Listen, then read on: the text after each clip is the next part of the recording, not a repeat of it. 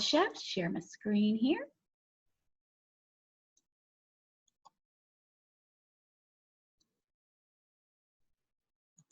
Okay, Career Development, Module 158.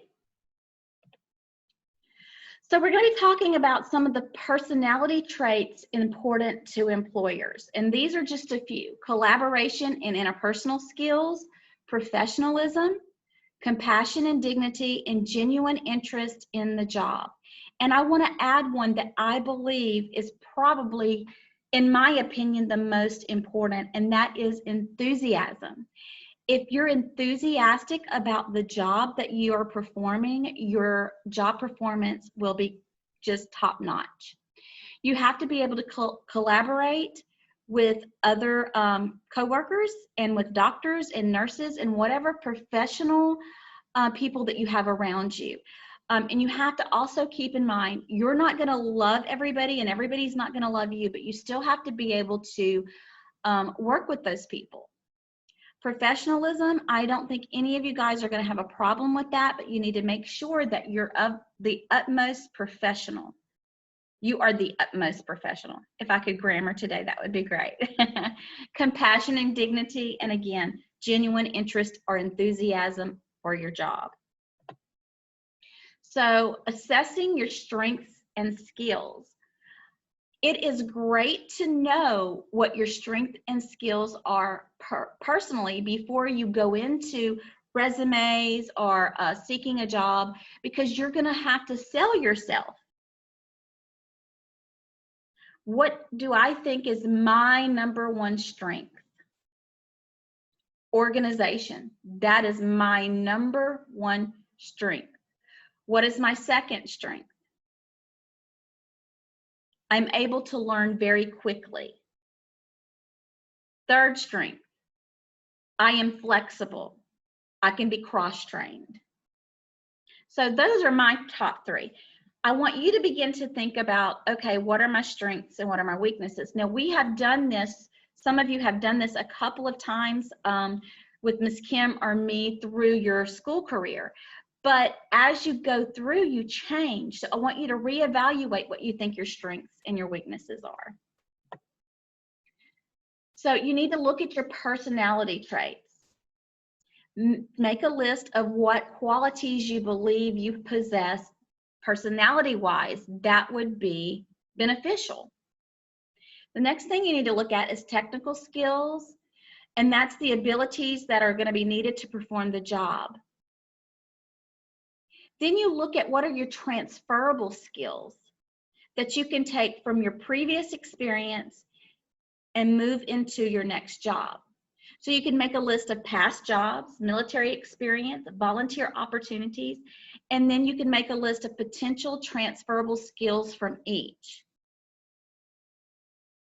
If this would be your very first job, you don't really have transferable skills as far as job experience. But, for example, at your school career, if you have been invited to be a part of the National Honor Society, that's a great thing that you can put on special skills or special accommodations. Describe how to develop a career objective and identify your personal needs. You need to imagine the type of office, the job title, the daily duties, and the salary and benefits that you would be a part of the ideal job. When I first started out, I didn't take a lot of that into consideration. I just needed to get somewhere and get experience. But where I am in my career now, if I had this major job opportunity come up, then I would need to look at what's the salary, because I can't go somewhere making less than what I'm making now. What are the benefits to the new job? I'm not looking for a new job, by the way. I'm just giving an example. Okay, these are some personal needs you're going to need to identify. What's the salary and the benefits that you have to have in order to make the change? Intrinsic needs important to you personally. And you need to be evaluating your personal needs, and that will help you find a job that matches your requirements. Let's talk about some personal needs. For example, If I were offered a job in Marksville, well, I can't take that job. That's way too far for me to drive, and I can't leave my family. So that does not meet my personal need. I absolutely can't do that. So you have to start thinking about, what can I do? What can I do? Oh, I would be willing to drive to Gina, or I'd be willing to drive to Winfield. You know, you have to start thinking about what's your willingness, what are you looking for, what are your personal needs.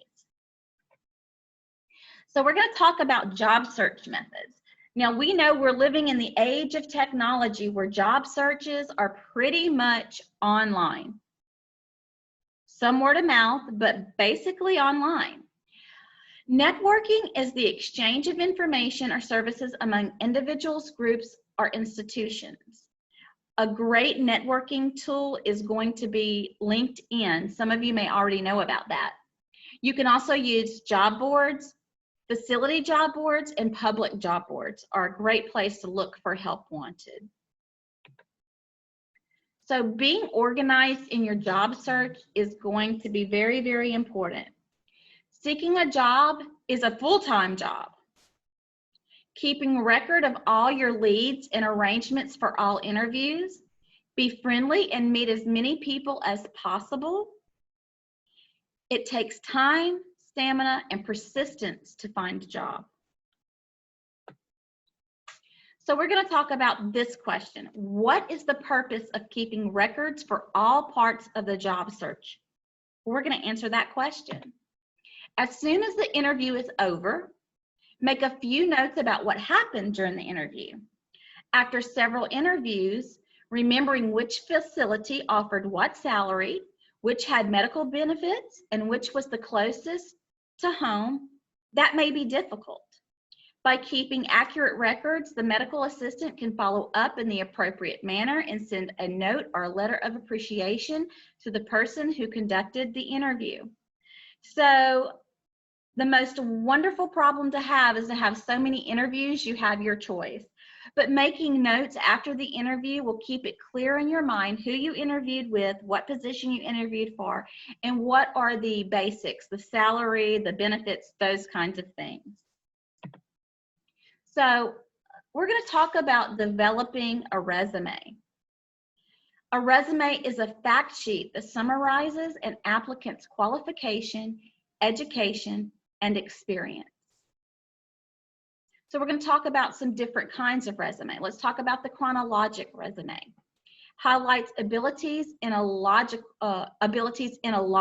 order. Chronological goes by chronology. A functional resume highlights specific skill sets, emphasizes the most important abilities and experiences, and then a targeted resume emphasizes skills that relate specifically to the job being sought. With a targeted resume, you're going to use action words to demonstrate your skills that specifically apply to the job to which you are applying. Read each job description carefully to glean as much information as possible about what kind of person is being sought. Purpose of a resume is to get an employer so interested in you that he or she calls you for an interview. In essence, you're selling yourself on a piece of paper. Have you ever heard the phrase, boy, I sure do look good on paper? Well, you want to look good on paper. So we're going to talk about some powerful words you can use on your resume. The action verb that I like here is accomplished. I like that word. Popular skills, some of the words you could use is passion, responsibility, leadership.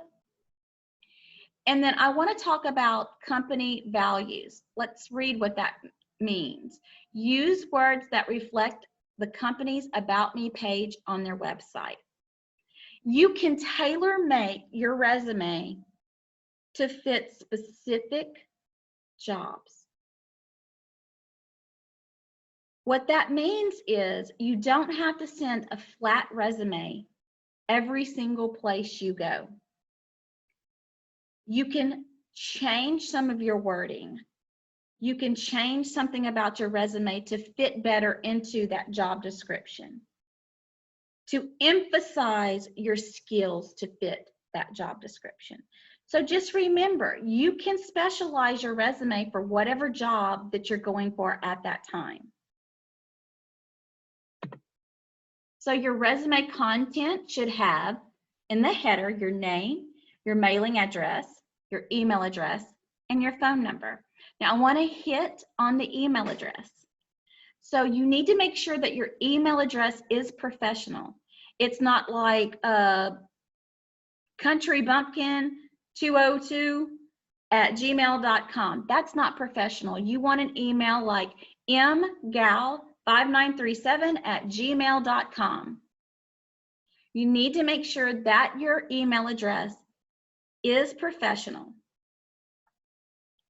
You need to make sure your education is there, your work experience there, summary and skills, special skills and certifications. Now I'm going to tell you, normally when I think of a resume, you have your header with your name and your address, your email and your phone number, and then right underneath that is going to be your summary and skills. I just think that that catches the eye, and that gives the person who's reading your resume, that gives them a look at you personally, the first thing. Your appearance of the resume, bold only the important information. You need to have simple bullet points that help to organize the information. Your spacing is going to be crucial. You need to print it on resume paper, and you need to always bring a copy of your resume to the interview in a nice little folder. It's very professional when you do that. Okay, so we're going to talk about developing a cover letter, but I want to talk to you about a cover letter. I don't think a cover letter is always needed. I think that some of the same points that you would put in your cover letter, you could put under your summary and skills on your resume.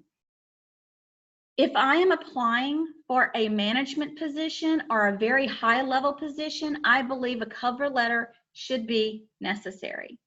But I caution you on cover letters, because if you give an employer a cover letter and it's lengthy, they may not want to read that and they may toss it.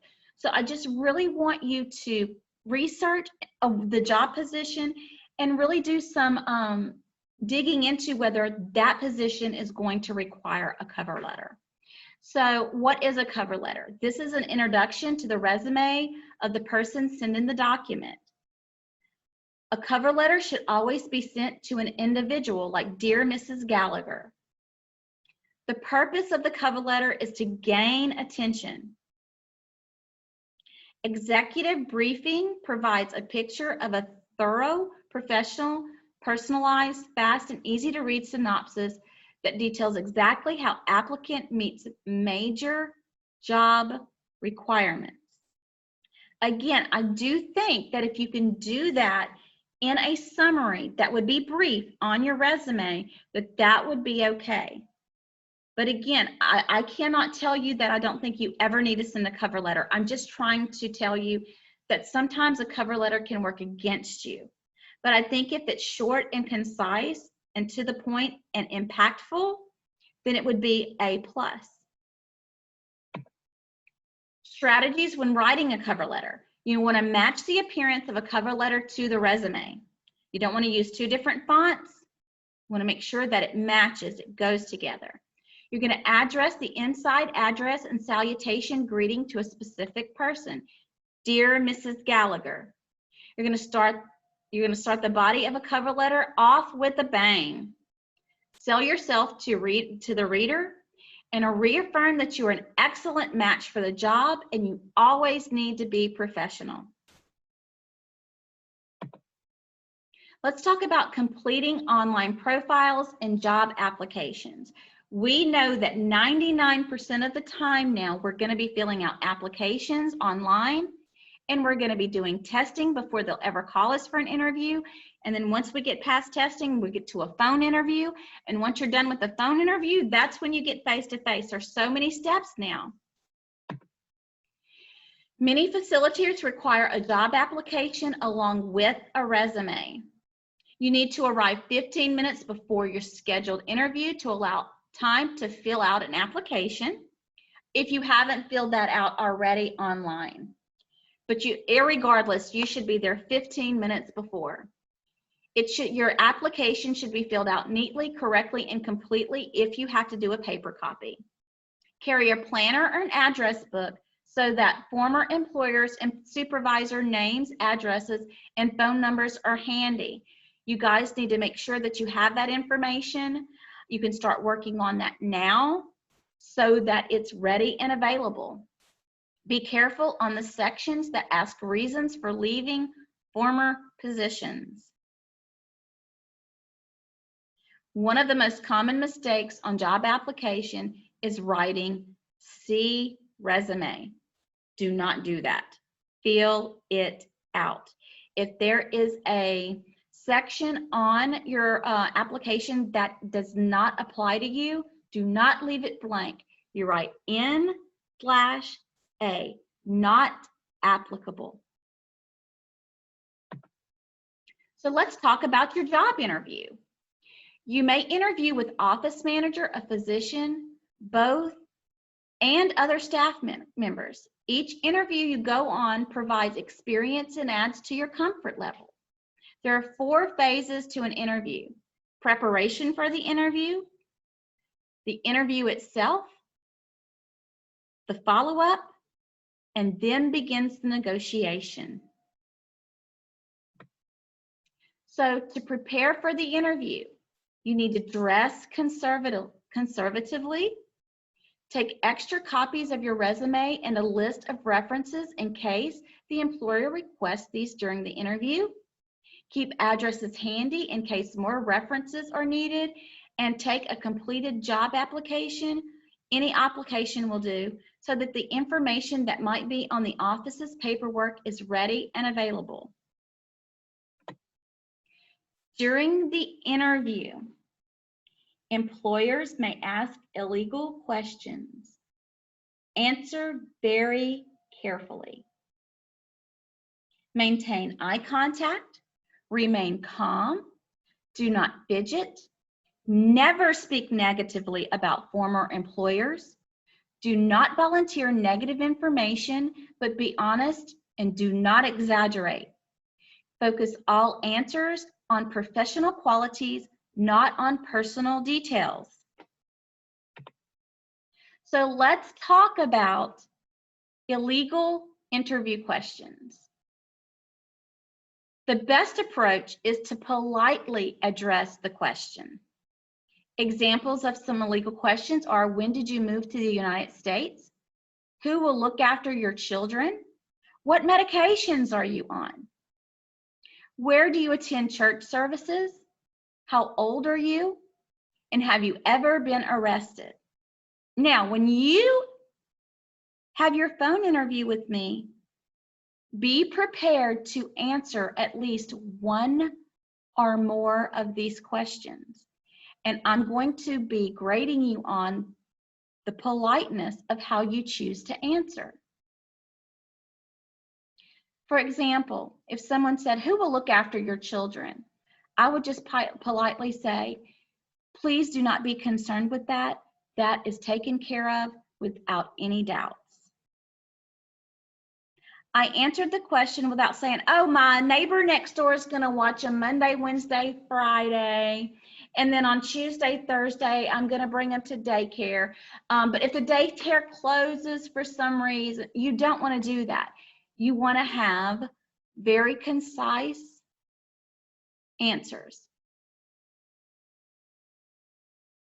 So think about each one of those questions. You may even research how to answer those questions. But I want you to be prepared for your interview on Thursday. So let's talk about phone interviews.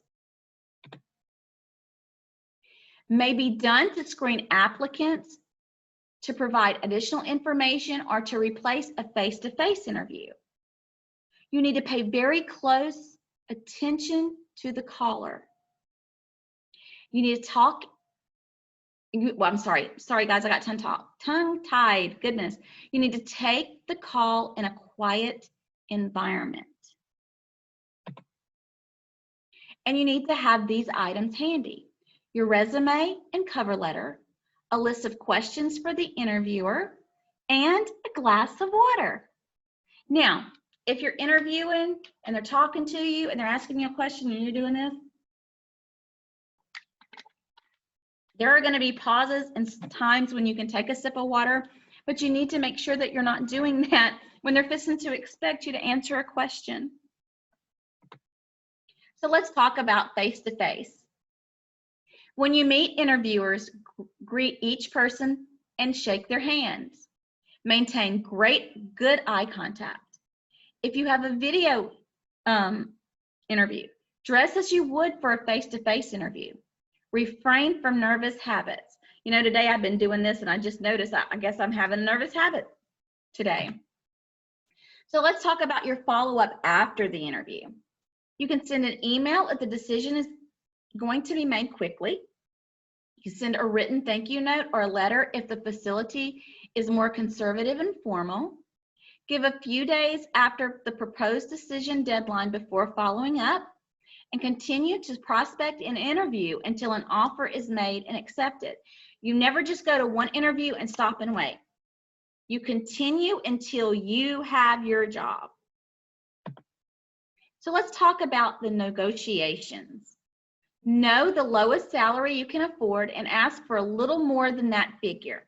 So if what you need is $11 an hour, tell them you need 12. It gives a place to go. They're not going to tell you no because you've asked for too much money. Well, and you're not going to want to ask for 20 when you know the job position generally pays 12.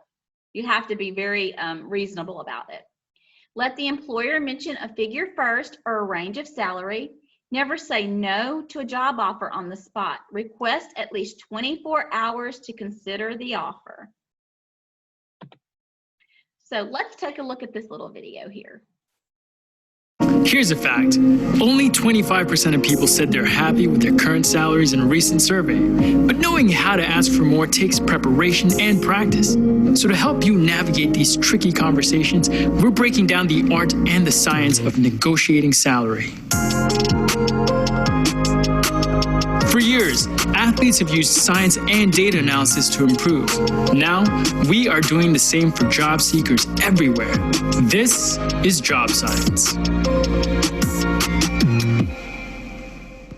This is Sean. He aced his interview. Now, he's prepping to enter the negotiation phase. The first step, do your homework. Get familiar with the lowest, average, and the highest salary for the position. Remember to account for things like location, experience, certifications, and education. You see, negotiation is a conversation that's about give and take. You have to know what you want while also knowing where the other person's coming from. A fair way to start the negotiation is by asking for slightly more than your goal, but stay flexible. Understand that if you give a range, the employer will likely lean towards the lower number.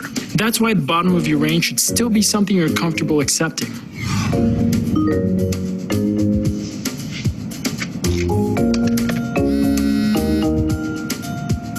Oh, hold the phone. It's typical to let the phone ring a few times before answering. Sean picked up in 3.2 seconds. He's eager, but he also needs to stay calm for whatever the recruiter has to say.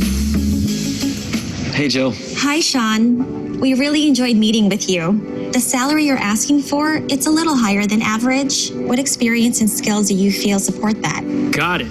So that's what the call is for. When asked, give grounds for why you believe you're worth the salary you asked for. You can share your successes from past roles, awards you've earned, years of industry experience, things you're proud of. Go ahead, tell your story. I've been leading one of the fastest growing open source projects, and some of our contributors are developers for some of the biggest tech companies. So I've been able to see how industry leaders operate. That's impressive. I feel you'd be a great addition to our team. We're willing to meet you in the middle and offer $95,000. If an employer can't meet the salary you want outright, don't just walk away. Consider what's most meaningful to you and what else they have to offer. Is there room for higher salary, vacation time, healthcare benefits? Do they give signing bonuses? Do they offer equity? Do you care about these things more than salary? Always see what else they can put on the table. I appreciate the offer. I could take on this role for that amount, assuming the package includes a signing bonus and 2 additional weeks of vacation. I think we can make that happen. I'll send you the details. Great, thanks. I'll keep an eye out.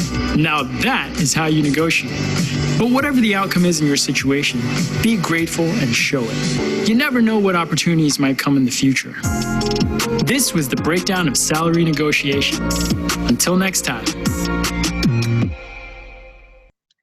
Well, I would actually love to be offered $90,000 a year. How about you guys? That would be great. So let's talk about some of the human resources requirements and the forms to complete when you're hired. There's an I-9 form, which is an employment eligibility verification form. Then, of course, there's your W-4, which is the employee's withholding allowance certificate. Insurance benefit form, background check form, emergency contact form, the handbook acknowledgement form, direct deposit form, and agreement forms. If you do not have a job description in the handbook, I would always ask for a job description also. So if you're planning to leave a job, you need to try to offer a 2 weeks notice when you're resigning. Sometimes I know, guys, that is not easy, but you just have to do what you can do. Prepare a written notice of resignation and take it to the supervisor in person. And if you're resigning, take another offer. A counter offer may be made. So if you really love your job and you want to stay, but you've been offered a job making $3 more, you can always bring that to the facility that you work for and say, okay, Mrs. Gallagher, I really love working here, but I've been contacted by Dr. Albritton's office to do A, B, C, or D, and they are offering me $3 more. Is there any way that we could renegotiate my salary? All they can say is no. Give it a try. I know I'd be nervous to do that, but it's a wonderful spot to be when you get to choose. Let's talk about some legal and ethical issues. Always be completely honest when completing a job application and offering information on a resume. Employers are more interested in honesty and a forthright explanation than in minor problems that affect job performance, and most businesses can verify whether a potential employee has any type of criminal record.